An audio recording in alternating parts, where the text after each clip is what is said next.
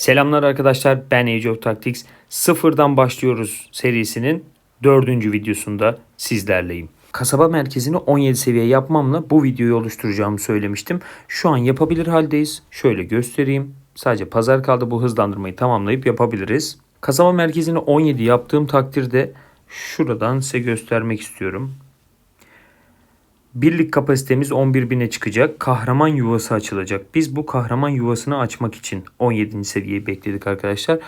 Ve binicilik sahası binek sistemi devreye girecek. Binek sistemi ile ilgili zaten kanalımda yeterince video bulabilirsiniz. Burada neler yapmanız gerektiği ile ilgili birçok detay, hatta tüm detaylar önceki paylaştığım adım adım binek sistemi videomda bulabilirsiniz arkadaşlar. Ek olarak binek sisteminin matematiği çözüldü videosundan da destek alabilirsiniz arkadaşlar. Şimdi şöyle devam edelim. Öncelikle ilerlememden bahsedeyim biraz sizlere. Üniversitede gördüğünüz gibi askerleri 4. seviyeye açabiliyorum şu anda.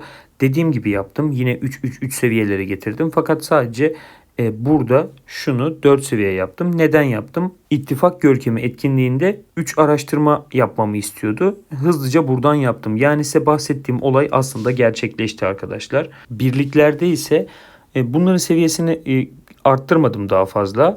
Şurada Guan Yu geldi. Guan Yu'yu direkt 65'e kadar çıkardım. Birazdan zaten sıfırlamamız var elimizde. Kahraman sıfırlama var elimizde. 3 adet kullanabiliyoruz. Bitişine 2 saat kadar kaldı. Bunlarla gereksiz gördüğüm hero'ları sıfırlayarak Guan Yu son seviyeye kadar çıkarmaya çalışacağım arkadaşlar. Bu süreçte Herald'ın açılmasını bekliyordum. Şöyle göstereyim. Bunu bekliyordum fakat efsanevi jetonlardan çıkmadı. Yani 4 tane daha eksik. Bununla birlikte farklı bir şeyi fark etmiş olduk arkadaşlar. Efsanevi jetonlara ihtiyacımız var. Şimdi belki bazılarınız nedir bu efsanevi jeton diyecektir. Buradaki gördüğünüz kahraman görevi alım sayfasında bahsettiğim jetonlar şunlar. Buradan satın almayın. Pahalı.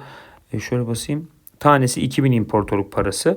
Almayın. Yani gerek yok. İmparatorluk paramız daha da önemli bu arada. İmparatorluk paramızı da 47.000'e kadar çıkardık arkadaşlar. Bu imparatorluk paralarını çarklara saklıyoruz. Çarktan alacağımız hero'ları, yıldızlarını daha da arttırabilmemiz için imparatorluk paramızın yüksek olması önemli arkadaşlar. Çünkü sonrasında sarı kafalara ihtiyacımız oluyor. Çark çevirerek kahramanın madalyalarını kazanmazsak şuradaki bu sarı kafalara ihtiyacımız olacak ve bunlar oyunda yani en az kazanabildiğimiz ödüllerden biri diyebilirim. Daha önce de bahsettiğim gibi şu an bunları da biriktiriyorum.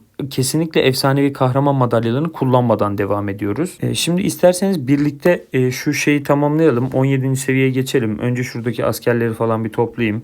Arkadaşlar bu arada asker eğitmeyi kesinlikle hiç fresiz yapıyorum. Yani 3 saat, 2,5 saat kadar aralıklarla veriyor. Mesela böyle 7 dakika yakaladım ya, hemen hızlandırıp çakıyorum. 7 dakikayı bekleyeceğim diye kaçırabilirim bu geliştirmeyi. Böyle 7 dakikalık hızlandırıcılar falan çok önemli değil arkadaşlar.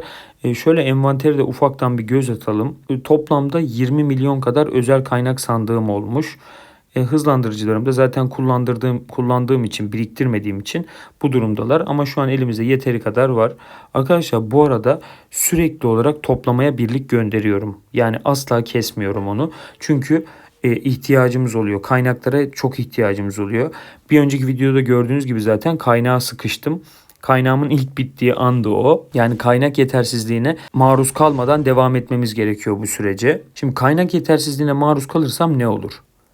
Şu olur abi. Benim burada mesela 2 tane inşaatçım var. Bakın 3.'yü açmadım. Ya bunu açabiliriz bu arada. Bazı etkinliklerde 1000 imparatorluk parasına da açabiliriz. Yani low spender oynayanlar varsa aşağıdan 134-135 TL'ye de satın alarak burayı yani sınırsız bir şekilde açabilirsiniz. Ben açmadan devam edeceğim. Belki ilerleyen süreçte 1000 imparatorluk parası vererek açabilirim. Eğer kaynak yetersizliğine maruz kalırsak bakın burada 2 tane inşaatçım boşta. Birini boşta bırakmak istemiyorum. İnşaatçılar hep çalışsın abi. Aynı şekilde lojistikte her zaman çalışsın. Burası asla boş kalmasın. Yani yarım saat, 1 saat, 10 gün hiç fark etmeksizin burayı doldurmamız lazım. Teçhizat dövmeye de devam ediyorum. Hatta şöyle bir ufak bir şey göstereyim. Bir tane şöyle kutsal taç çıkardık. Süvariler için olan bu başlıktan çıkardık ve 20 seviye kadar yaptım ben bunu. Şu an geliştirebiliyorum. Belki şu diğerleri kol zırhı, zırh ya da ayak zırhı gibi bir şey çıkarsa onları da geliştirip bununla aynı seviyede tutmak için Daha fazla harcamayayım dedim bu dövme kitlerimi. O yüzden daha fazla geliştirmedim. 20 seviyede bıraktım şu anda. Guanyo'ya taktığımız kaskımızı bu arada rastgele taslaktan elde ettim. Son rastgele taslağım bu. İsterseniz şöyle 5 saat hızlandırıp ufak bir challenge yapalım ve süvari için bir şey çıkmasını bekleyelim. Çıkmadı. Kılıç için çıktı. Kullanamıyorum şu anda. Yani kullanabilirim. Birliklerimden herhangi birine takabilirim de süvari fokuslu gideceğim ben. Şimdi farkındaysanız elimde 3 tane efsanevi süvari taslağı var. Bunlardan birini araştırıyorum. Demircimi 18 seviye yaptığımda da aşağıda gördüğünüz gibi 18, işte sonra 21, sonra 24. seviyelerde de buradaki diğer bloklar da açılacak. Yani peş peşe kuyruk şeklinde koyabileceğiz. Şimdi birlikte kasaba merkezimizi bir 17 seviye yapalım. Şuradan pazarı bir bitirelim şöyle hızlandırmayı. Kasaba merkezine tekrar geliyorum. Bakın müsait, şu an yapabiliyorum. Şöyle hızlandırmayı verdim. 13 tane ittifak desteği bekleyeceğim. Yani en azından biraz destekte bulunsunlar. Bakın zaten arkadaşlar aktif oldukları için hemen hızlıdan destekler geliyor. Bu destekler bakın şöyle bir gün 13 saat 41 dakika. Bir tane destek geldi. Bir gün 13 saat 18 dakika. Yani yarım saat gibi bir faydası var. Bir tane desteğin bize yarım saat katkısı oluyor. 10 tane daha gelse 5 saatlik bir hızlandırıcıyı kurtarmış oluyorum. O yüzden biraz bekleyip öyle bitireceğim buradaki hızlandırmayı. 5 saat 5 saattir abi, kalsın kenarda. Buradaki günlük görevleri devamlı olarak yapmaya çalışıyorum arkadaşlar. Yani en azından şu 200'e getirip şuradaki efsanevi alım jetonunu alıyorum yani. Çünkü bu jetonlar önemli. Gördüğünüz gibi Herald'ı açamadım.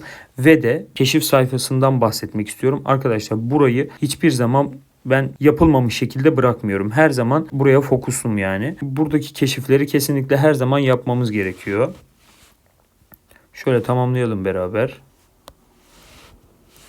Şöyle bir örnekten bahsetmek istiyorum. Mesela bakın birliğim bunu kesmek için yetersiz, daha zayıf diyor. Solda şöyle çoklu seçim yaparak 2 birlik gönderdiğim takdirde ben bunları kesebiliyorum. Şu an tabii seviyemiz düşük olduğu için bu gibi eziyetleri çekiyoruz. İlerleyen süreçte bunları zaten böyle bir saniye içinde kesiyor olacağız. Bakın şu an kesemiyorum, mesela dengeli eşleşme diyor.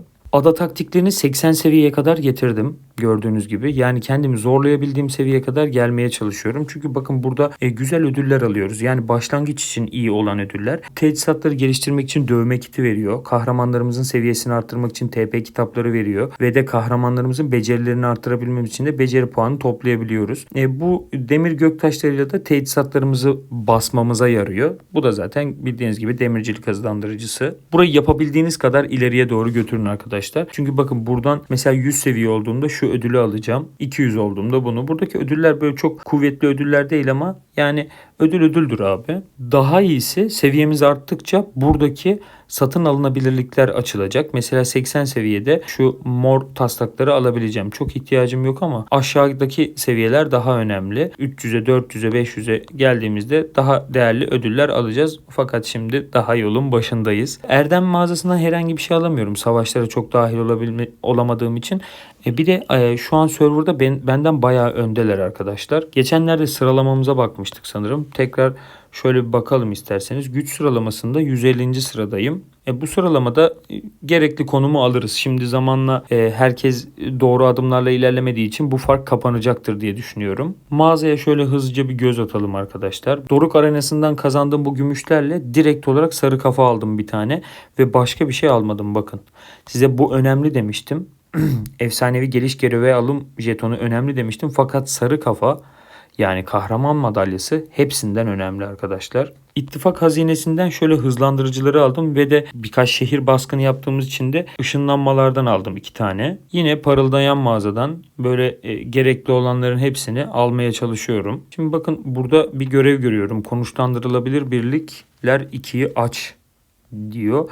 Önce sanırım hepsini 4 seviye yapmam gerekiyor. Sonra zaten burayı açarız. Şöyle keşif haritasını tamamen bitirmiş olalım. Şunu da böyle üçünü birden salayım. Bunu parçalasınlar. Şöyle bir etkinliklerin durumuna bakmak istiyorum. Bakın hala çarkları çevirmedim bu arada.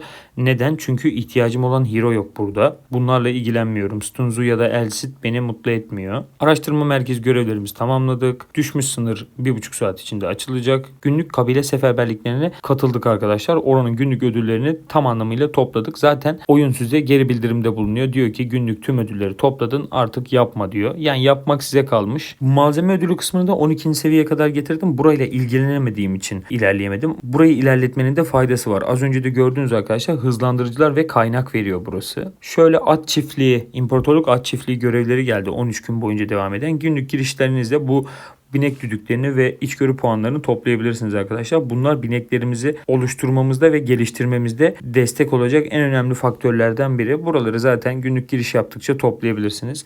Kahraman sıfırlamamız bahsetmiştik. Bereketli mahsul, bakın bu parıldayan para veren görevlerin hepsini tamamen her zaman yapmaya çalışıyorum. Yani bazen toplamaya göndermiyor olabilirsiniz. Zaten çok basit bir toplama istiyor. 50.000 toplama istiyor. Bunları yapmakta fayda var. Buradaki en önemli ekran bu. 9 günlük bir süresi kaldı. Yani benim şu an 300 tane efsanevi jeton açmam lazım. Biraz zor. Çünkü bu dakikaya kadar zaten oyun başlangıcına verdiği çok ödüllerle beraber 107 tane açabildim. Belki şu 180 taneyi açar. Şu en üst satırdaki ödülleri alabilirim diye düşünüyorum. Haritamızı temizledik. Kasaba merkezi desteklerine bakalım. 11 kişi destekte bulunmuş. Tamam, yeter. Şimdi şunu da şöyle bitirelim. Evet. Gördüğünüz üzere binicilik sahası geldi. Görkemli çağa çıkabiliyoruz artık. Ve kahraman yuvası açıldı. Yani istediğim şey geldi. Bakınız artık buraya da bir tane kahraman koyabilir haldeyiz. Şimdi direkt şöyle yapmak istiyorum. Burayı kapatalım. Şöyle toplama birliği yaparız. Buraya Hammurabi'yi koyabilirim. Bu birliği bu şekilde kullanabilirsiniz başlangıç düzeyinde. Tabi sıfırlamazsak birazdan. Burada böyle harika 5 tane birliğimin olmasına gerek yok. Şunları da şöyle güç sıralamasına göre dizdim. Bunlarla da toplama yapmayı planlıyorum. Madem okçumuz varmış elimizde. Okçuyu yani kumandan olarak pek bir etkisi yok ama zaten saldırı yapmayacağım. Benim için önemli olan burası. Buraya da şu an Herald'ı koymayı planlıyorum. Fakat Herald'ı daha açmadık arkadaşlar. Kasaba merkezimiz 17 olduğu için bize bazı ödüller verdi. Bunları da alıyorum. Şimdi sol tarafa binicilik sahası hakkında diye bir görev geldi. Bizi binicilik sahasına götürdü. Arkadaşlar basit bir seviyede anlatacağım burayı. Zaten burayla ilgili detaylı videolarım bol bol var kanalımda. Onlara dönüp bakabilirsiniz. Şu sağ üstte de ekleyeceğim bir tanesini. Ondan diğerlerine de geçiş yapabilirsiniz. Şimdi burada arama kısmımız mevcut. Burada bineklerimizi arıyoruz önce. Ben de sağ üstte gördüğünüz üzere 32 tane düdük var. Şöyle hızlı araya basarak 10 tane birden bu şekilde aratabilirsiniz arkadaşlar. Burada ustalıklardan bahsediyor. Şimdi siz atları arayıp buldukça bu seviye yükselecek ve işte mavi, mor ya da sarı at gelme olasılıklarından bahsediyor. Burası zaten herkes için 100.000'in üstüne çıkacaktır elbet. Atlarımızı araştırdık. Geldik yetiştirme merkezine. Şimdi burada böyle atlarımız var. Bunları çiftleştirerek istediğimiz özelliklerde komplarımıza uygun şekilde yeni atlar oluşturmaya çalışacağız. Ve bu çiftleştirmelerin tabii ki de bir sistem dahilinde olduğunu unutmamamız gerekiyor. Binek yönetimi kısmından da hangi kahramanı hangi bineğe bindirdiğinizi görebilirsiniz ve buradan takip edip değişiklikleri sağlayabilirsiniz arkadaşlar. Bir de hayvan araştırma merkezimiz var. Bu hayvan araştırma merkezinde şu en baştaki kısmı 3'e çıkarıyorum. Daha sonrasında şu üçlü ikinci sütun diyeyim. İkinci sütundakileri 1 yapıyorum. Tekrar bunu 3 yapıp burayıları bu sütundakileri 1, buradakileri 3, buradakileri de 1 yaparak bu kısmı bitiriyoruz. Daha sonra sağ tarafa geçiyoruz arkadaşlar. Sağ tarafta da hangi birlikle ilgilenecekseniz ona vermeniz gerekiyor. Hepsini 1 yapabilirsiniz. Fakat örnek veriyorum, ben süvari gideceğim için süvariyi 5 yapıp bu sütuna geçeceğim. Buradaki ilerlemeleri de zamanla zaten takip edersiniz arkadaşlar. Yine söylüyorum, kanalımdaki binek videolarımda buralardan da bahsediyorum. Buradaki tüm detayları, gelecekte ne yapmanız gerektiğini daha önce paylaştığım binek sistemi videolarında görebilirsiniz. Arkadaşlar gördüğünüz üzere buradaki bana kaynak veren kamplarımın sadece bir tanesini yükseltiyorum. Aynı şekilde altına da bakabilirsiniz. Taş ocağına da bakabilirsiniz. Diğerleri 1 seviyeyken bir tanesi 16 seviye. Bir tanesini geliştirmeniz şimdilik yeterli olacaktır. İlerleyen süreçte bazı görevler dahilinde inşaatlarınızı tamamlayabilirsiniz. Hemen geliyorum. Bir tane inşaatçım boştaydı. Ahırımı geliştirmek istiyorum. Önce taş ocağımı 17 yapmamı söylüyor. Böyle bırakıyorum. Arkadaşlar bu dakikadan sonra artık hızlandırıcılarımı biriktirmeye başlayacağımı söylemiştim. Neden bu seviyeyi bekledim? Arkadaşlar farkındaysanız artık bir yükseltme 15 saat kadar. Şimdi önceki süreçlerde 3 saat, 2 saat, 1 saatlik süreçler, yani sürekli oyuna gir çık yapmam gereken süreçlerde gerek yok. Zaten 1 saatlik, 2 saatlik hızlandırıcılar da çok değerli değil. Bize böyle 10 gün, 20 gün, 30 günlük hızlandırıcılar lazım. Bu hızlandırıcıları da bakınız en kudretli vali etkinliği geliyor. En kudretli vali de daha önce de bahsettiğim gibi istediğim kahramanlardan biri vali kahramanı olursa eğer bu birikimlerimi bu valide düzgün bir şekilde kullanarak tırnak içinde size nasıl düzgün bir şekilde kullanacağınızı anlatacağım ve bahsedeceğim. Bu kahramanları elde etmeye çalışıyoruz arkadaşlar. En kudretli vali etkinliği sırasında nasıl bir sıralamanız olursa ona göre daha fazla kahraman jetonu toplamış oluyorsunuz. Bu da sizin kahramanınızın gelişimiyle ilgili bir adım daha ileride olmanız demektir. Tamam, binek sahasına zaten bakmıştık. Bu uyarı biraz geç kaldı. Hızlandırıcılarımla beraber bakınız bunları da biriktiriyorum. Sağ altta 14 tane jetonum olduğunu görebilirsiniz. Yine vali görevlerinde bu jetonların kullanımı ile ilgili bir görev maddesi var arkadaşlar. O yüzden bunları da biriktiriyorum. Bakın hiçbirinde herhangi bir yıldız tırnağı ya da yıldız göremezsiniz. 68 tane var. Derik etkinliği olduğu için sanırım derviş gibi bir şeydi etkinliğin adı. Orada topladım bunları. Bu 68 adet bize aslında şunu söylüyor. Eğer etkin olursanız ve takip ederseniz etkinlikleri bu şekilde fazladan madalya toplayabilirsiniz arkadaşlar. Bunlarda da herhangi bir gelişim yapmadım. Bu arada geçen de söylediğim gibi bakın Josephine'in becerilerine herhangi bir yükseltme gerçekleştirmedim. Derek toplama hero'su olduğu için toplama yeteneğini geliştirdim. Aynı şekilde yine toplama yeteneği olan Yin Sushi'nin yeteneğini de geliştirdim arkadaşlar. Bunları bir kenara koyalım. Ben Guan Yu'dan devam edeceğim için Guan Yu ile ilgileniyorum. Bakın farkındaysanız elimde bulundukça Guan Yu'nun yeteneklerini son seviyeye kadar çıkarmaya çalışıyorum. Fakat beceri puanım yetersiz kalıyor. Şimdi bu beceri puanı bana hangi etkinlikler veriyorsa onlara biraz daha fokuslanmam gerekiyor. Mesela kabile seferberlikleri. Şimdi elimde 4 tane jeton vardı diye hatırlıyorum. Onları bir birlikte açalım. Belki Herald'ı açarız.